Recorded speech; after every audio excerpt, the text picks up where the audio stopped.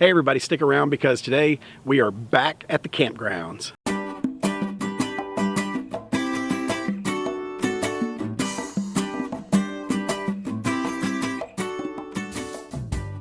Thanks for clicking on this video. We are back today at the Land Between the Lakes to spend a weekend camping, and I have dragged along, you guessed it, it's Mr. Fish.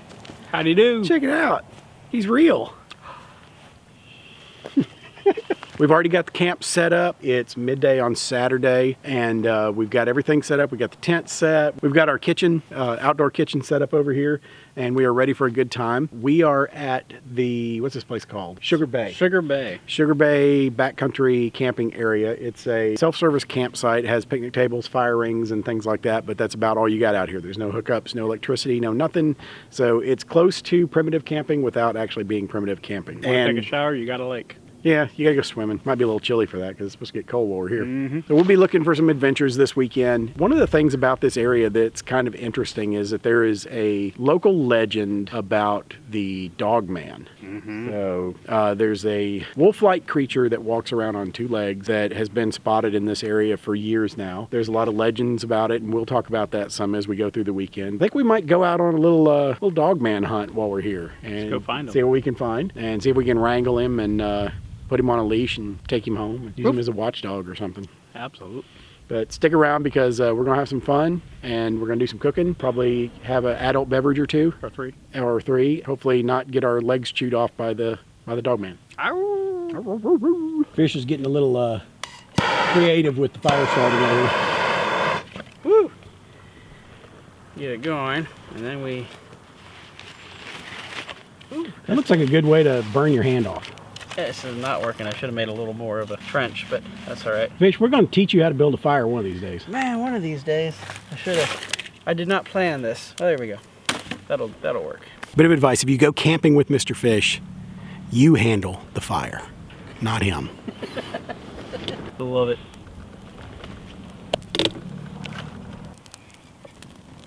Hey Fish, what time is it? Whiskey o'clock. Yes, it is.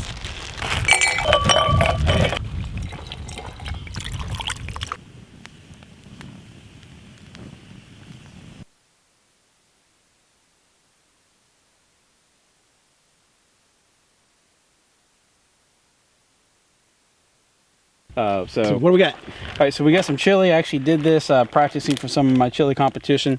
I figured I'd bring some chili. We're just gonna have some chili. I said, why don't we spice it up? I brought some hot dogs, brought some buns, so we're gonna do some chili dog with cheese on top. It's gonna be great. Good old camp food. Good old camp food. So we're gonna do some of this. That should be enough. Some say it's not chili with the beans in it. Maybe carpetbagger stew, what have you. I don't care. We're gonna put this right here, get it heated up. We're not gonna be legalistic about it. You know, we're not. We're camp fooding it this time. Bring her right down over the fire and get her heated up. A few hot dogs in here. I'm gonna eat at least two. Yeah, me too. Two on the other side. You never know. Let's put one on for the Dogman. He's got to eat too. I'd rather him eat that than eat us. This is our special hot dog cooking technique. All right, so this is how I do my cheese. This is how Fish does his cheese. How do you do your cheese? Leave a comment down below and tell us about how you like it. So what goes on next, Fish? Food. So we got the... So do you do the hot dog or the chili next? Well, so we're debating whether or not we want to put the chili over the cheese to get that melted and gooey, or put the hot dogs in there and hope that that radiates the heat down into the cheese. Then we pour the chili over the hot dogs. Here's a thought. What if we put some chili down, put the hot dog, and put more chili on top? Let's do it. That's the way to do it. That's the way. Just a little bit so we can put some on top. Oh man, that smells so good. It does, man. That smells I am making amazing. a mess. Oh yes. Get it in the cracks. In the cracks. Pack it down like we're doing concrete. Hopefully it doesn't taste like concrete. Find out. All right, let's grab these dogs. That's good looking. Perfect. Blackened. Got to nestle it in there.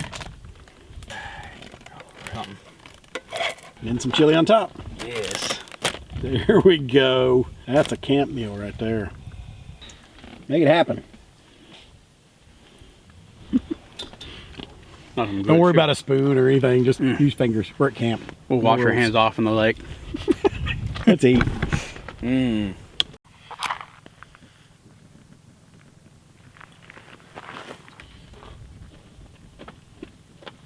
time to light up the catalytic heater. Get ready to chill out by some heat.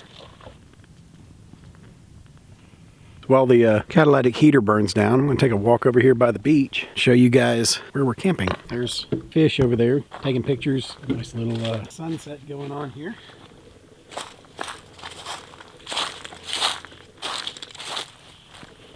Folks walking along the beach. Kind of a cool tree.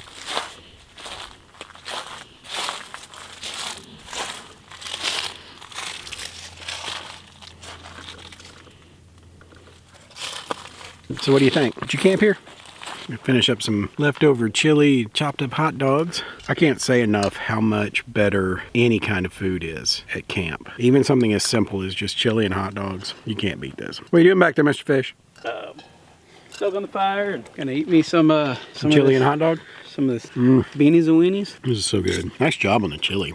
I'll go. So night is starting to fall here at our campsite at Sugar Bay in Land Between the Lakes. So I figured this would be a good opportunity to tell y'all a little bit about the story about the Dogman of the Land Between the Lakes. I guess you'd call it a cryptid story or urban legend or just local monster legend. But ever since the formation of this country and when people started moving west and settling this area, there have been stories about the Dogman. There's a couple of different versions of it. One is that it was a Native American man that was a shapeshifter. Another legend is that some guy came over from Europe and ended up going crazy and got some disease or whatever. But essentially what we end up with is a werewolf story. Got a wolf-like creature that walks upright. It has glowing red eyes and howls, and there's stories about people being out here in the woods feeling like they're being watched, and then all of a sudden they see glowing red eyes and a wolf-like creature comes running by. There's reports of loud howling and things like that. Now there is a story that people have mentioned a few times on different pages, and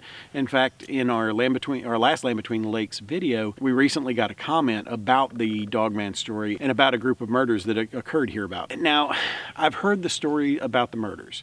Essentially, it was a family that was camping and somebody came out and found their bodies all like stuck up in the trees or something, and everybody was just brutally slaughtered. I've read accounts of it. I read a guy that did a write-up of it in first-person style, essentially claiming to have been privy to the information of the case. And I'll be honest with you, my background is in police investigation, and I read the story and I really have strong doubts about it. I think basically it was a story that somebody wrote to be spooky.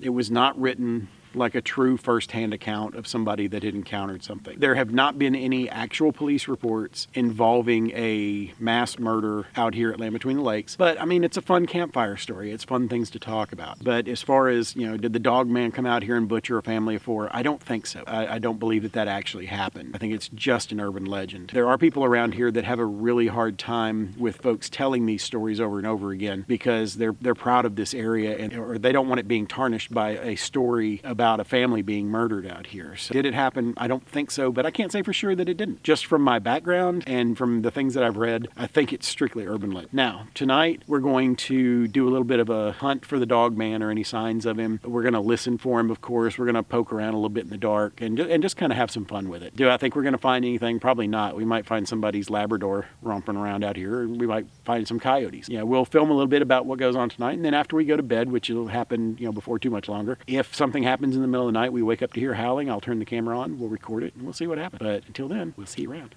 So we built this fire here with this giant broken piece of tree, and it ended up forming essentially a fireplace, which is funneling heat back towards where we're sitting over here. So this is making for a nice toasty little spot to sit. So we're going to sit here and enjoy this, have a couple more adult beverages. Oh yeah. And then go hunt for the Dogman. Dogman. Oh. I'm not sure where it's coming from, but somebody's dog is going nuts nearby.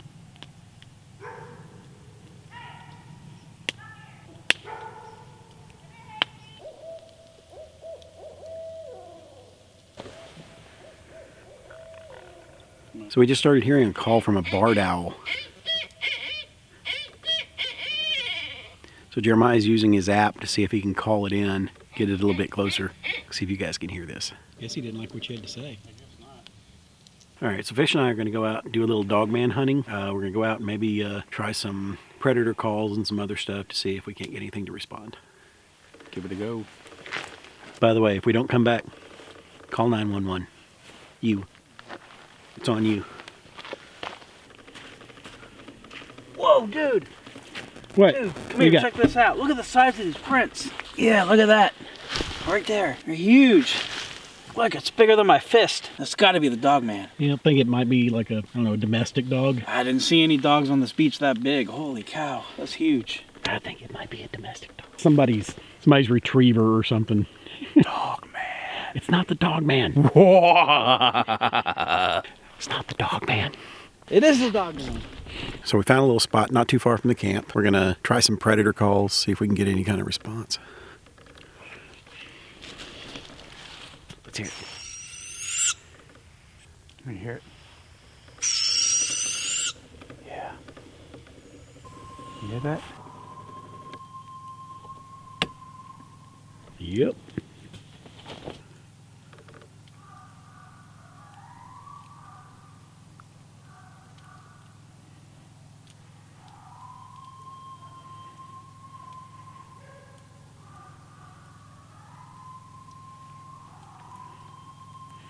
It's getting closer. Yeah, it is. They're starting to come a lot closer. We've been hearing it for a little while. All right, so on that note, we're going back to camp before they get any closer. Let's go. Had enough of this. It's easy to see why people coming to camp out here want to buy into a story about a Dogman. Absolutely. Wake up hearing that stuff. Sounds like a whole family of dogmen. Yep. Coming to get us. Cue the X-Files. It is a super gorgeous day here at camp here at Land Between the Lakes. Sun's out. It's just a little bit on the cool side, but not so much that I even have to wear a jacket. We are just going to enjoy being in this outdoor setting for the rest of today, and then tomorrow we have to go home. So let's go see what we can get into. My kid's favorite place when we go camping is right here. Sitting in the hammock. Yeah, she'll do hours in here. She'll be, you know, drawing or something. I mean, you could definitely do worse. You got that cool looking tree. You got a view of the lake, the birds that are going by. It's beautiful. It's an awesome spot. Spend enough time in the hammock, the inevitable is going to happen. Put my nightshades on, ready for a nap. What you making for lunch, Fish?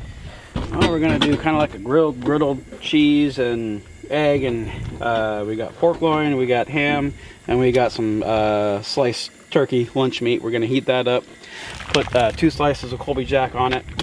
Gonna mayo up this beautiful sourdough bread, and then we're gonna grill it, get it nice and crunchy on the outside. It's gonna be ooey gooey on the inside. It's gonna be absolutely delicious. Sounds like a perfect lunch. I'm down. There we go. Now we're getting a little heat. Let's get 2 slices of cheese.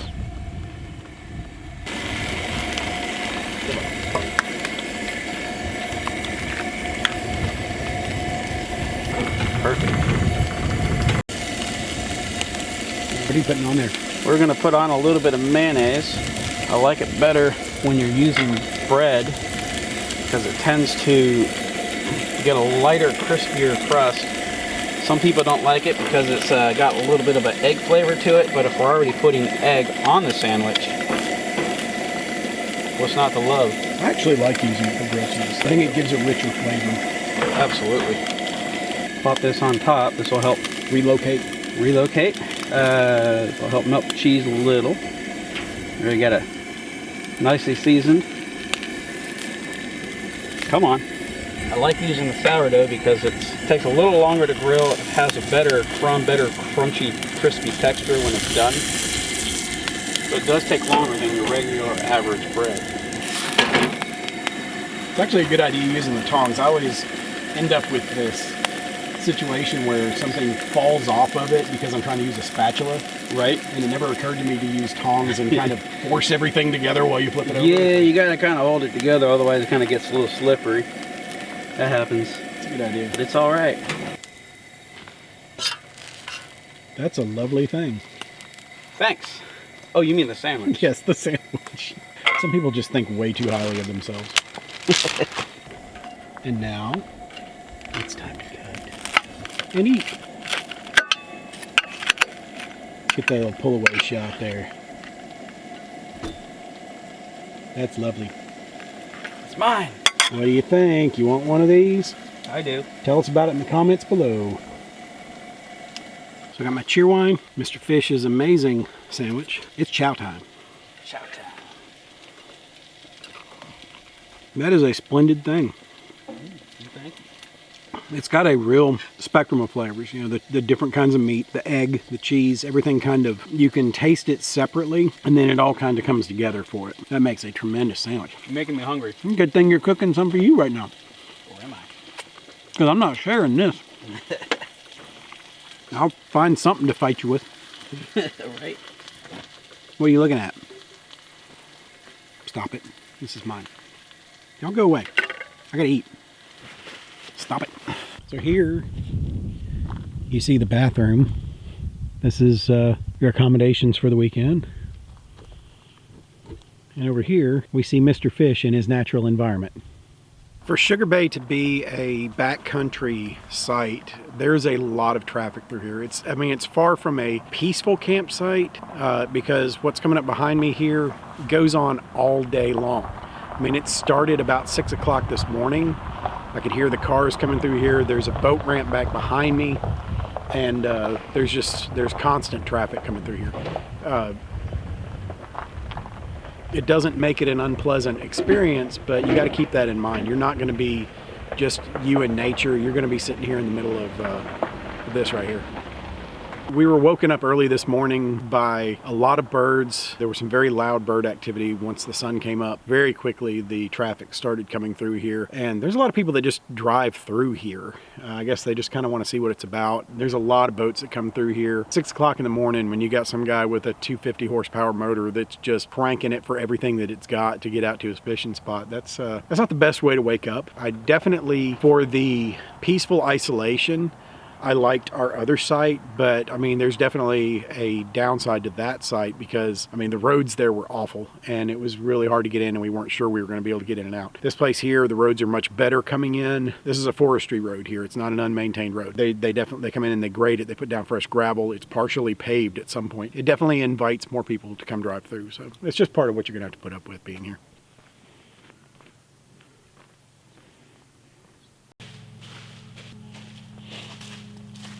Find anything?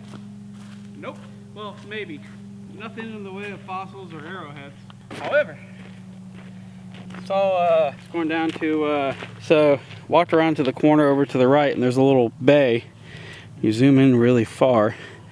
There's an actual tent sitting there. Way in the coast. Actually, come walking up the hill and saw a guy, looked like a hipster, had his like black and red plaid and his little cool looking red beanie, and so he also had penny loafers on, so whatever. So Really prepared for the outdoors.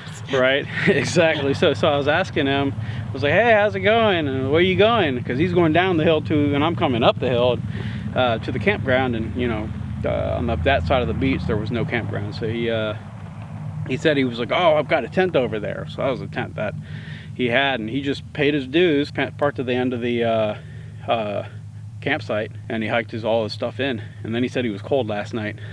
I can imagine. I mentioned the Mr. Heater, and he goes, oh man, I've heard of those. So that was fun. Nice.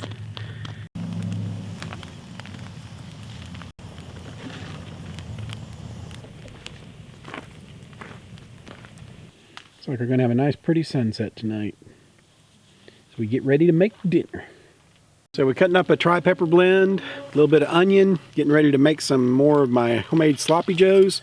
And we're going to do something a little different with them tonight. Wait till you see this. How about grabbing those onions for me now. I'll grab them for you. Onions everywhere. Onions everywhere. See how pretty that is?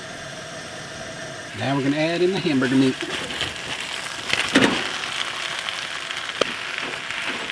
Mr. Fish is over here busy just frying up some taters. Them fried taters. Looks like someone done got a bite out of this mother. Don't eat them all.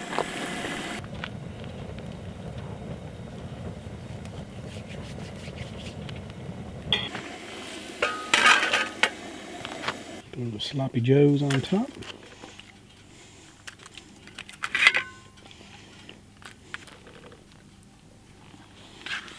That's a lot of cheese. Wait.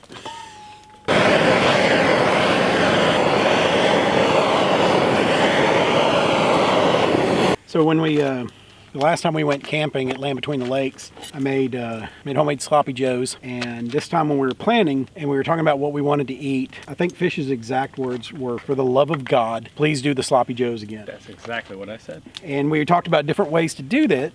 And we came up with this idea of doing a bed of potatoes, the sloppy joes, and then cheese curds on top. So I give you Kentucky poutine.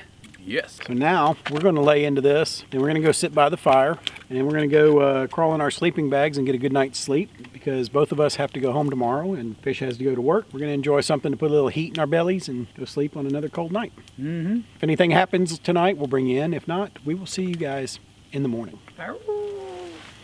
Dogman rules. Dogman rules. It is a absolutely beautiful morning. It's a little on the chilly side, but it's absolutely gorgeous out here for our last morning at camp. Mr. Fish made us some coffee. Yum. So we can get warmed up, caffeined up, and have the energy to tackle breaking the camp down and getting out of here. And poop. That's what the coffee helps with. We've had a great time this weekend. We've had amazing weather. It's been cold at night, but nice during the day. Last night was quite chilly. The propane can ran out in the middle of the night, and the Mr. Heater decided to stop pumping it out at about 2 o'clock in the morning. Fortunately, we had some 1-pound cans that we put on there and managed to get through the night. I don't know how well we would have fared without. We did sleep for a while without any heat in the tent, and it wasn't too bad. 27 degrees, I think. 27, is that what I got down here? Yeah, so some people are going to laugh at that and go, "Oh, that's nothing," but you know, to us, that's something. That's an accomplishment. We're grown men out sleeping in the cold. We're at the point where the cold makes joints hurt. And, Yeah. Yeah. You wake up creaking. But we had a little fun with the legend of the Dogman. Did a little Dogman hunting and had a good time with that. Other than that, this area at Sugar Bay, it's a good area. I mean, it's a standard campground. It's labeled as backcountry camping, but it's a standard campground. You know, you got picnic tables and sites and rings and stuff, porta potty toilets and that kind of stuff. It's definitely not what I would call backcountry. I like it a little more dispersed than that, but it's a nice area. As far as just if you like standard campgrounds, this is not a bad place to go. If you're looking for privacy, if you are looking for off the grid, Sugar Bay is not the way to go, at least not this part of it. But we did enjoy our weekend. You know, with us living a couple of states apart, Mr. Fish and I love to have any opportunity to get together and hang out and do our thing and enjoy some good food and coffee and ghost stories or whatever we end up with. All the fun, all the food. But with that being said, I'm going to turn this video off so that we can get things broken down. If you enjoyed this video, please give it a like. Also, don't forget to subscribe to the channel, hit that notification bell, and so that you'll get notified for all upcoming videos. And don't forget to check out our Amazon wish list to help the channel out if you can. When I'm out here and I'm talking into this camera, it's like I've got a bunch of my best friends along on a camping trip with me. I hope you feel the same way. We are adventuring together, and to me, that is the best kind of adventure. Thank you so much for coming along. Mr. Fish likes you too. Cheers. And always remember to prepare for the world that you live in, not the one you wish existed. We will see you on the next go-round. Let's do it.